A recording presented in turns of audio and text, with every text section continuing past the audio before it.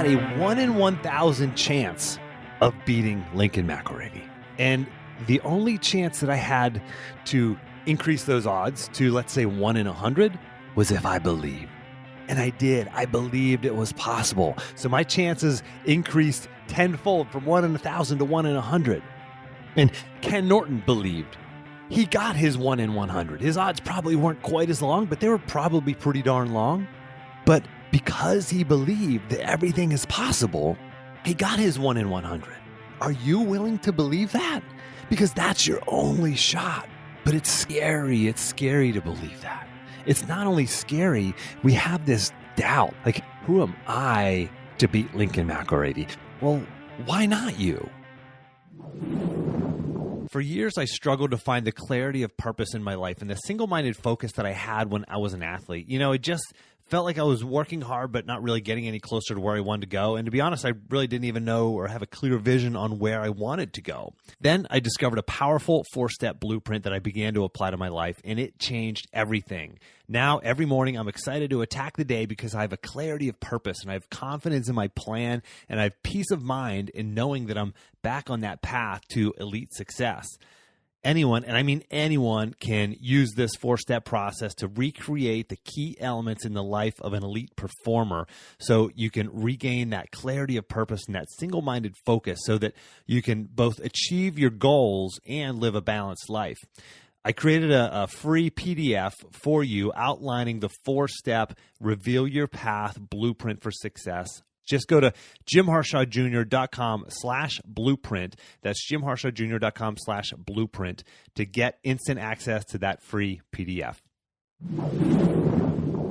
Welcome to another episode of Success Through Failure. This is your host, Jim Harshaw Jr., and today I'm bringing you a solo episode from my cozy home office. Once again, it's been a while since I've recorded an episode from here, because we've been all over the place. We were in Montana and out west for about 6 weeks, and then we were in Cape Cod for a couple of weeks, and it feels good to be back home. I've married well because we were visiting in-laws in both of those places. So good places to have relatives with homes. And so here we are back in Charlottesville, getting ready to head back into school. Who knows what the fall is going to bring. And this episode, I've been looking forward to recording this episode and delivering this to you. This has been on my mind for a long time. Been slowly taking notes and adding bullet points to this podcast episode. And I want to start out with this. So the seed got planted several months ago when I heard a video with a guy by the name of Yoel Romero. He is a former world champion wrestler and Olympic silver medalist from Cuba. And then he got into fighting. He fights for the UFC now, has had a decorated career in the UFC. And I want to play something for you real quickly. This is a very short video of him talking about mindset. It's a little hard to understand. Like I said, he's Cuban, but he's talking about Muhammad Ali, who in a lot of people's mind, he's the GOAT. And he talks about Muhammad Ali getting beaten by a shorter man, a less qualified fighter. And I think he's referring to the 1973. There's a split decision when Muhammad Ali lost to Ken Norton. It was a huge, huge upset. Ken Norton wasn't even supposed to be anywhere close to being able to compete in this fight, but Ken Norton upset Muhammad Ali. Give this short video a listen. We're just going to splice in the audio. So take a listen. Muhammad, the best defense in the heavyweight. The best move in the heavyweight. But shorty man did it boxing. He beat him one time.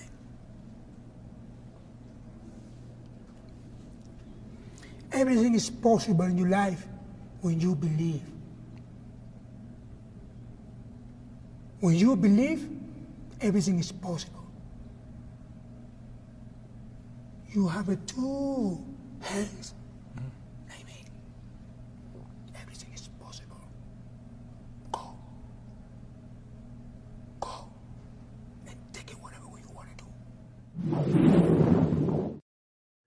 Okay, so I'm going to read the transcript of what you just heard to make sure you heard exactly what he's saying, because it's a little bit hard to understand, but it's fascinating. So this is what he said. He said, Muhammad had the best defense in the heavyweight division. He had the best moves in the heavyweight division, but a shorter man with dirty boxing beat him one time.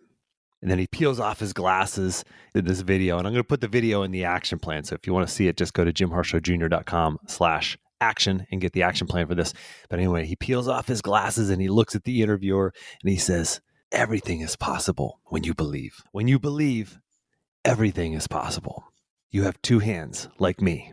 Everything is possible. Go and take it, whatever you want to. And it's such a cool interview. And you can actually hear at one point, the interviewer, he actually gulps whatever he peeled when Yoel Romero takes off his glasses and stares, like pierces right through to this guy's soul. And I actually watched an interview when the interviewer got interviewed about having that conversation. And he's like, yeah, I was terrified. He's like, I just didn't want to make this guy mad. But there was a deep belief in this man. There's a deep-seated belief in this man who was the best in the world at what he did and is still among the best in the world what he does now in the UFC. But when you start with that belief, anything is possible. If he believed the opposite, that he's not capable and that nothing really big is possible, then he would not have achieved what he's achieved. And so I think about you. What is it that is holding you back? Do you really believe that you could achieve that thing? Whatever that thing is, that goal, that hope, that dream, that wish that's covered over in dust, that maybe you've never let out into the light of day and shared with anybody else. What is it? What is that thing for you? Do you actually believe that it's possible? Because everything is possible when you believe. I remember a time when I wrestled a man by the name of Lincoln McElravy. Lincoln McElravy is one of the greatest collegiate wrestlers of all time. He was a 3-time NCAA champion, 4-time finalist, went on to be a world silver medalist. I wrestled him his senior year. I was a sophomore at the national championships. He's the undefeated #1 ranked guy in the country. He's from Iowa. He wrestles for Iowa. The national championships that year are Northern Iowa in their indoor football stadium. So they set an NCAA record for attendance at that event. And it was 17 or 18,000 people for just about every session for 3 straight days. And it's Dan Gable's last year. So if you don't know who Dan Gable is, he's one of the greatest coaches of any sport of all time. He's up there with their Bear Bryant names of the world, the John Woodens, and Dan Gable's always in those conversations. And it's Dan Gable's last year, 1997. And here I get to face arguably the best pound for pound wrestler in the country in the second round. And I'm a sophomore, unseeded. This guy's undefeated, #1 ranked guy in the country. Well, my coach, John McGovern, who's now the head wrestling coach at Dubuque University, convinced me that I was going to beat Lincoln McElravy. Convinced me, 100% convinced me. Everything is possible when you believe. And I believed this was possible. I stepped onto the mat to take on the #1 undefeated ranked, #1 ranked wrestler in the country.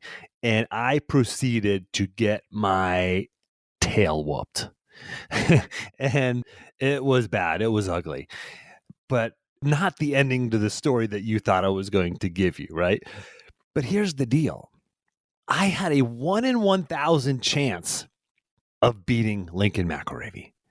And the only chance that I had to increase those odds to, let's say, 1 in 100 was if I believed. And I did. I believed it was possible. So my chances increased tenfold from 1 in 1,000 to 1 in 100. And Ken Norton believed.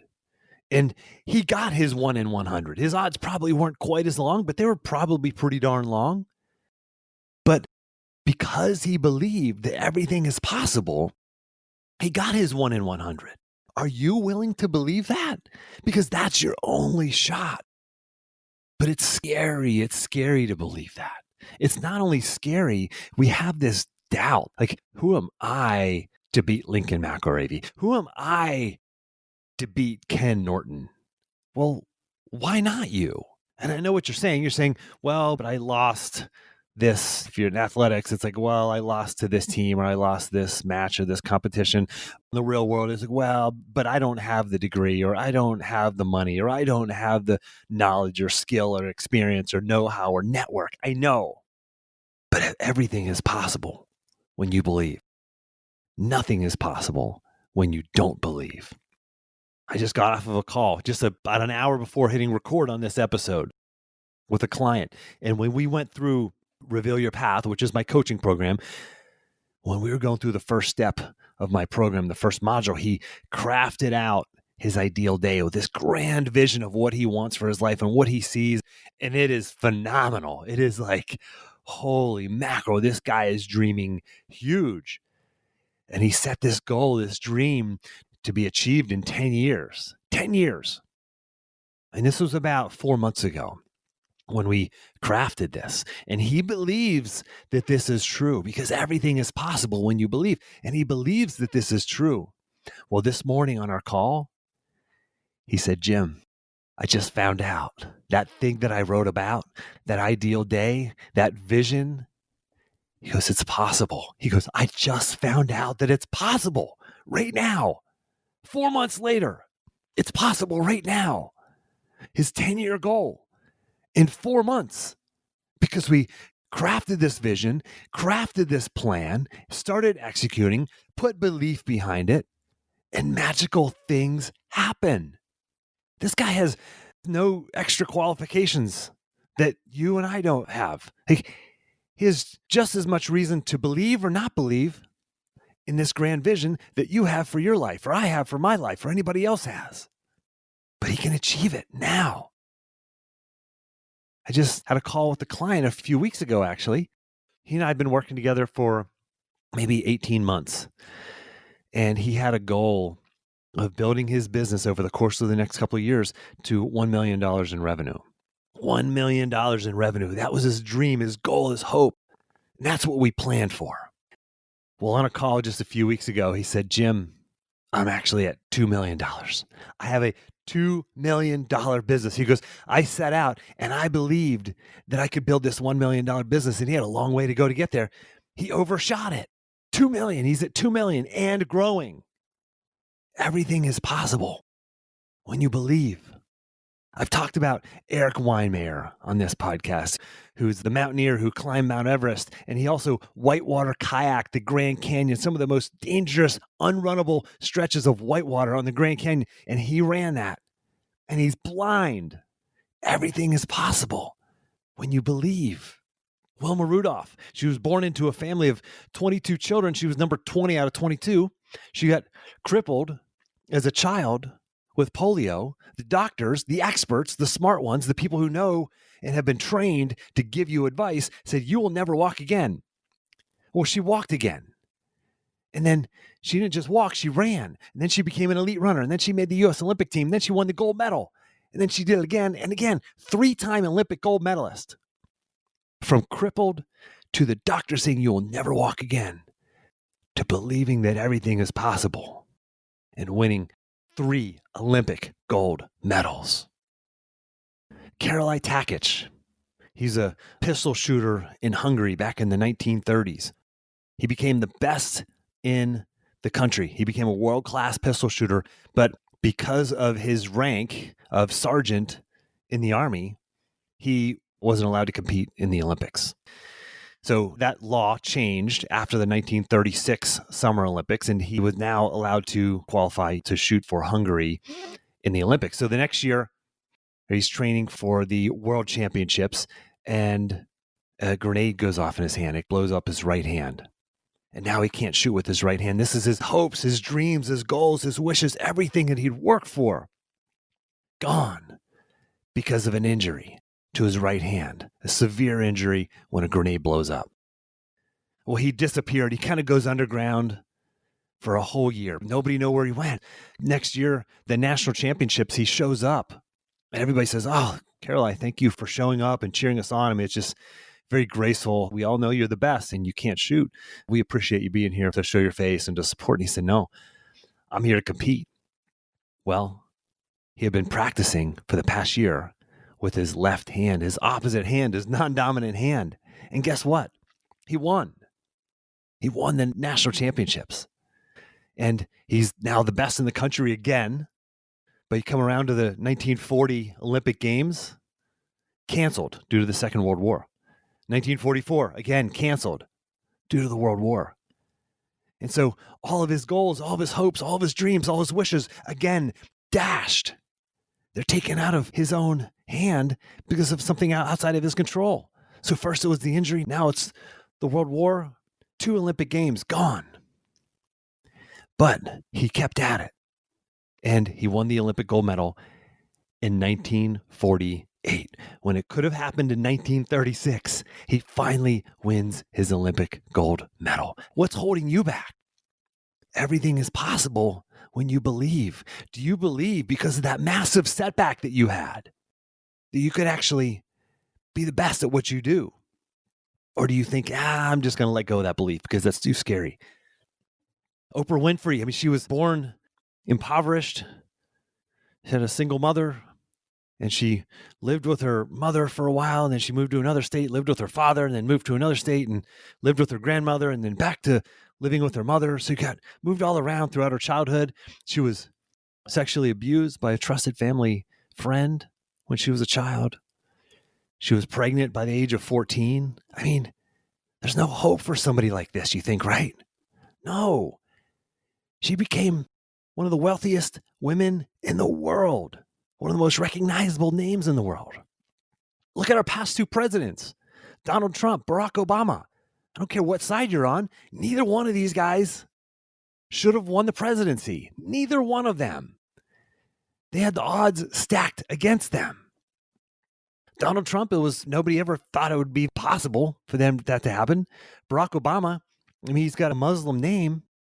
And you would think that would keep him from office, and all the other challenges, being a minority, all of these things of both of these guys, nobody ever thought either one would be president. You look back in the Bible, Moses, he was a stutterer and asked to lead the nation of Israel. Why are you afraid to believe? Is it because you might fail? Well, if there's anything that my podcast teaches you, it's success through failure. Is it failure's normal? But it's all about your interpretation of your potential. I have a client who recently told me, he said, my father grew up poor in Greece with 2 brothers. His brothers felt it was their handicap. He felt it was his advantage. And he's now a successful business owner and doing quite well, very well. It's all about what you believe. Why not you? Why not you? Imposter syndrome is real.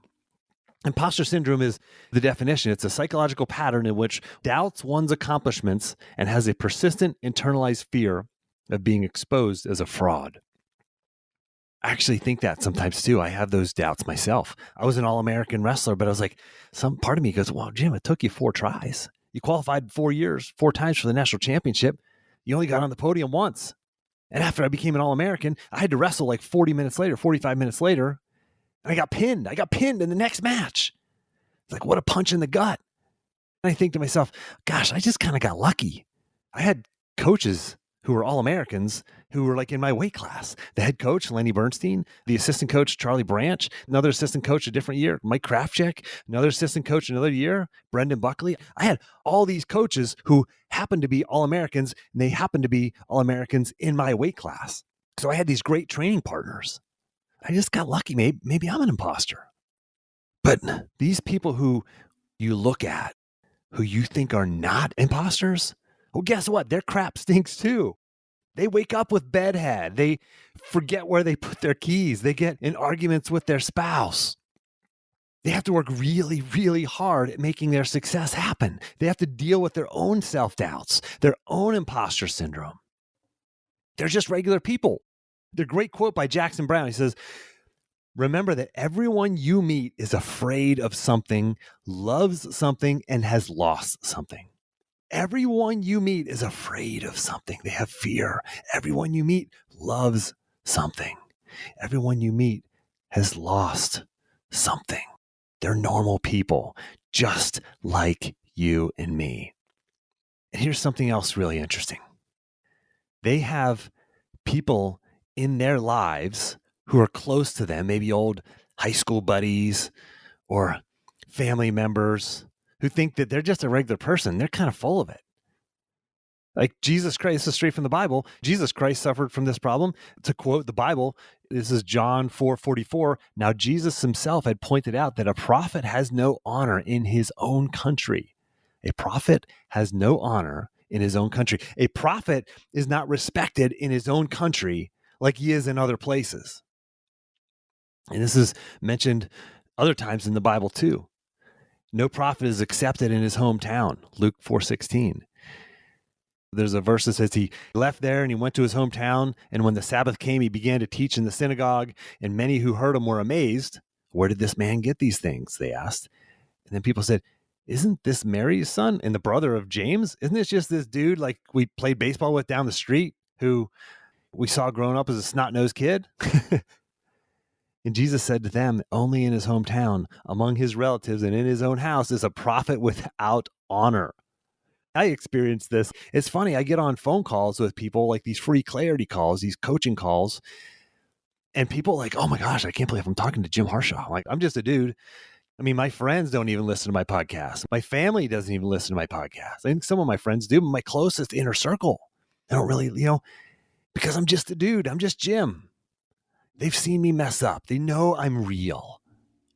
So don't let this mindset hold you back. You want to know a couple other imposters who, thank goodness, they haven't said, why not me? Bill Gates, imposter. Luck. He went to high school that had acquired a computer, and instead of limiting access, they gave totally open access. So he totally lucked out. Hardly any kids in the world had this access to computers. And if you've ever read Malcolm Gladwell's book, Outliers, he talks about there's like a perfect year to be born in the tech industry. And it's 1954 and 55. Why? Because in 1975, the first personal computers were released. And so Malcolm Gladwell argues that essentially 54 and 55 were like the perfect age to become a tech titan, because you were like coming of age around 20 years old when the first computers were being released. And any older, maybe you'd have already had a job and been stuck in your mindset on how things are supposed to be, or any younger, you'd have been too young to take advantage of this. Steve Jobs falls into the same boat. He had unique access at a young age. The founders of Sun Microsystem, they were born, all these guys, they were all born in 1954, 1955. The three sort of big companies, Microsoft, Apple, and Sun Microsystems. All the founders were right in that same couple of years. They're all imposters. They had an unfair advantage. Well, guess what? You have one too. You're not an imposter. And so what if you are? They all are. And so I want you to go directly from this episode over to episode 259, just a few episodes back. This episode that you're listening to right now is kind of a follow-up on that, because I talk about 9 weird mindset tactics and hacks that you can use to create belief in yourself, because I'm talking about believing and creating belief in yourself. I'm talking about everything is possible when you believe. Well, you're saying, okay, Jim, well, I believe, but whenever I go have a cup of coffee or go do something else today, I'm going to forget and not believe in myself anymore. I'm going to go back to that default operating system. I don't want you to go back to the default. I want you to level up. I want you to stay leveled up. And you can go back to episode 259. Another one is episode 202 to talk about the yeah, but I could be good, but or I had this success in my past. Yeah, but I had an unfair advantage, or I had this. You have a moral obligation to get over this. You can serve the world better as a parent, as a leader, as a community member, or a financial advisor, or a sales representative, or whatever you are as you walk through the world. Volunteer, coach, teacher.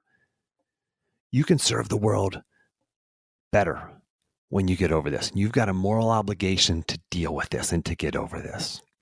So episode 259, episode 202, those are going to be powerful episodes for you to follow this up with. I encourage you to take action. If that action feels right to you, for you to have a call with me, let's jump on a call. Just go to jimharshawjr.com/apply or download the action plan for this. Go to jimharshawjr.com/action. And you can get the action plan from this, quotes, notes, links, etc.